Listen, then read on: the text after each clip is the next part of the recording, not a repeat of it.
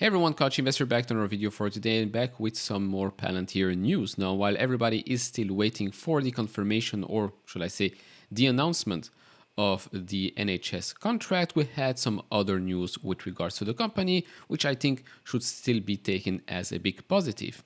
Now, since the end of September, Palantir stock has actually been doing quite well. If we look at the graph here, we can see that the stock is up close to 30% since the end of September.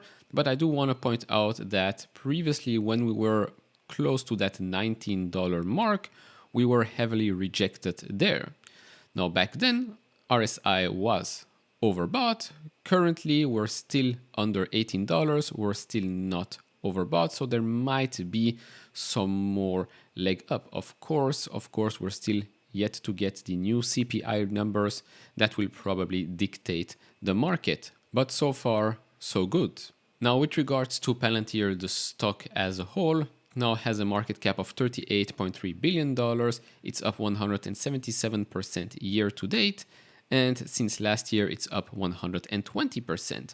Now, PEV to EBITDA, price to sales ratio, still under its mean, its 3-year mean right now. It has been going up a little bit, but if we believe that the fundamentals of the company are becoming better and better each and every quarter, we might stay under that mean for quite a while. Of course, this depends on whether or not the stock will moon or crash. Now, before I jump into the news, if you enjoy this type of videos, leave it a thumbs up, subscribe if you have not. We're very close to reaching 30,000 subscribers. Thank you very much for all the support. I know I've been gone for a little bit, but I'm back. I will try to make daily videos again. It's just very, very difficult right now for me personally. So bear that in mind. And if you want to support me even further, do check out the links down in the description and in the pinned comment to get the top 10 best stocks to buy now, or go to fool.com/couchinvestor. Thank you very much. So announcement number one, and this was officially released on Tuesday, but the Palantir community has found this out a bit before, as always. So the Army awards Palantir AI machine learning contract in support of joint all-domain command and control capabilities.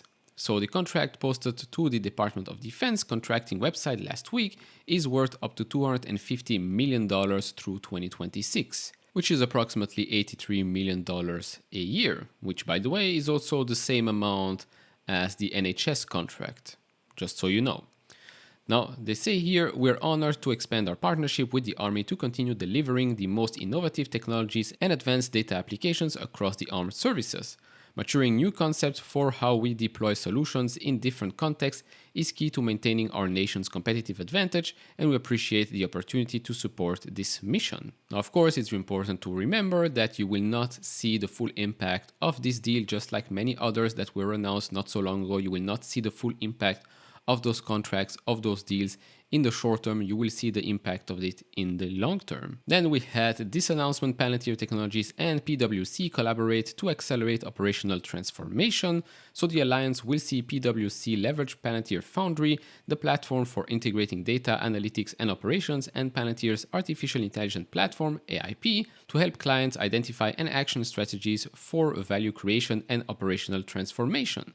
The alliance brings together PwC's deep industry and functional expertise and Palantir's cutting-edge software to enable organizations to affect outcomes at speed and utilize latest technologies to deliver transformational and sustained business impact across multiple industries and activities, including manufacturing, supply chain, health, pharmaceuticals, financial services, ESG, M&A, digital audit, and others. I want to read this because this will probably give you a better picture as to why this makes sense. So Christian Butter, partner and Palantir Alliance leader at PwC UK, in today's business landscape, the ability to rapidly turn strategy into action by unlocking the power of disparate data to improve strategic and operational decision making is paramount. This alliance is enabling us to deliver even greater value and sustained outcomes to our client. This is again making sure your go-to-market strategy is much faster and better than before. It's great to have proof of concept, but it's much better to have proof. Then when it comes to the NHS contract, so quick recap here, it's a 5-year contract, could be extended by another 2 years, and it's worth as much as $579 million according to Bloomberg. Now, of course, you've probably seen the many headlines and articles saying, oh, the NHS should not partner with this spy American agencies, that is Palantir, your data will not be protected, etc., etc. Well, first of all, Palantir and the NHS have been working already together for a while. They were very crucial when, well, the COVID pandemic hit the world and especially the UK. So there you have it. They have already proven their worth. So of course you have seen this before. Palantir's reputation stalks its bid for the UK's national health data. Well, activists and doctors worry about its controversial ties to co-founder Peter Thiel, the military, and US border control. Of course, we live in a world where actually protecting your citizens, making sure your citizens are feeling safe, is not that great. Crazy world we're living in today. And so, if we go to a blog post by the NHS itself that was released already in August, they talk here about protecting patient data. The use of the data in the federated data platform will always remain under the full control and protection of the relevant NHS organization. Whichever software supplier are ultimately chosen to help build the platform will never hold or have access to NHS data for any purpose other than as directed by that NHS organization. Platform requirements do not include or enable access to NHS data by third parties, and data access will never be provided for marketing or insurance purposes. We will keep patient information safe and be transparent about how it is used, while also explaining the choices patients have about how their data is used. I am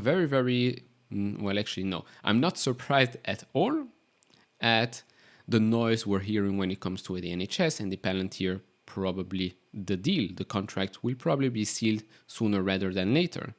Because remember, most of the young people, most of these activists are probably also on TikTok. They probably have all their cookies accepted. They never read the terms and conditions when signing up to a new website, etc., etc. So do they really care about privacy? Do they really care about your well-being? Or they just don't like Peter Thiel? They don't like the United States of America, because that's also a good trend right now. Good questions to ask, right?